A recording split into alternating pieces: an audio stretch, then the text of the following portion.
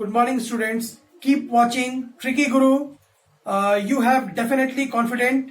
हम लोग फिर लेके आए हैं अलजेब्रिक एक्सप्रेशन। अलजेब्रिक एक्सप्रेशन का सेकंड पार्ट में हम लोग चल रहे हैं। इसके बाद फिर और भी पार्ट आपको देखने को मिलेगा और इस तरीके से आप अलजेब्रिक एक्सप्रेशन को पूरी तरह से फाइंड आउट कर लीजिएगा कि किस तरीके से हम लोग अलजेब्रिक एक्सप्रेशन सॉल्व करते हैं।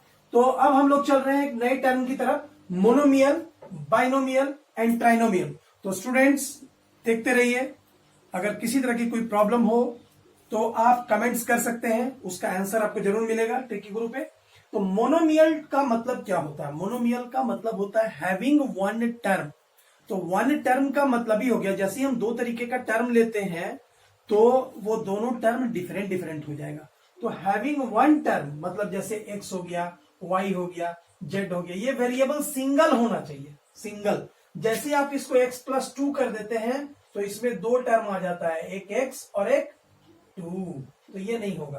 तो इसलिए ये सिंगल टर्म सिंगल टर्म को हम लोग कहते हैं मोनोमियल। और बाइनोमियल का मतलब हो गया दो, बाइनोमियल, बाइनो। तो इसी तरीके से हम लोग an expression having two unlike term. यहां आप फिर से एक बार ध्यान देंगे students, an expression having two unlike term. जब दो टर्म डिफरेंट होंगे तो हम लोग उसको क्या कहेंगे? अनलाइक। हम पहले भी आपको पढ़ा चुके हैं पिछले क्लासेस में। जिन लोगों ने वीडियोस नहीं देखे हैं वो लोग हमारे डिस्क्रिप्शन बॉक्स में जाके चेक कर लेंगे, उसमें हम लोग पिछले वीडियो का लिंक दे देंगे। Sorry student. तो expression having two unlike term is called binomial. तो इसमें दो टर्म कौन कौन सा हमारा? x+y। तो ये अनलाइक है, x और +y दोनों ऐड नहीं हो सकते हैं। ये क्या बनता है? ये एक एक्सप्रेशन फॉर्म होता है। मैंने पहले भी बताया था लास्ट क्लास में, आई हैव टोल्ड यू कि दो डिफरेंट टर्म को जब हम ऐड करें, दो अनलाइक टर्म को जब हम ऐड करें तो वो एक्सप्रेशन फॉर्म होता है, वो ऐड नहीं होता है। वैसे ही आपका x+2, तो ये हमारा बाइनोमियल हो गया। ठीक इसी तरीके से अब आगे चलते हैं ट्राइनोमियल। तो इसमें क्या होता है? More than two unlike term, और कह सकते हैं an expression with 3 unlike term. अब 3 अनलाइक टर्म के एग्जांपल में हम लोग क्या देख सकते हैं? 3 अनलाइक टर्म में x + y + z, यहां कोई नंबर भी ले सकते हैं। तो ये आपका जो है ये हो गया आपका ट्राइनोमियल। इसमें 3 टर्म है और तीनों अनलाइक है, x, y एंड z तीनों अनलाइक है। और जब भी कोई टर्म या वेरिएबल्स अनलाइक होगा, लाइक नहीं होगा, तो उसका आप एडिशन और सब्ट्रैक्शन नहीं कर सकते हैं। वो एक एक्सप्रेशन के ही फॉर्म में दिखाया जाता है, शो किया जाता है। क्लियर? अब हम लोग आगे इसमें देखेंगे। हाँ, हम लोग एक चीज और जानेंगे। मोर देन टू टर्म जो होता है उसे हम लोग एक और नाम से जानते हैं। किस नाम से जानते हैं? Polynomial. Algebraic expression, an algebraic expression which has more than two term is called polynomials.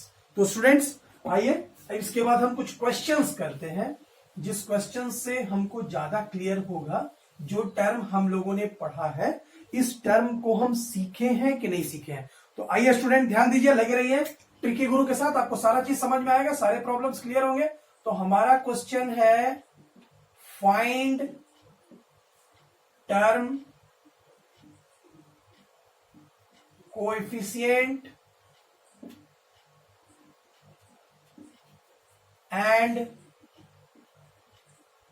constant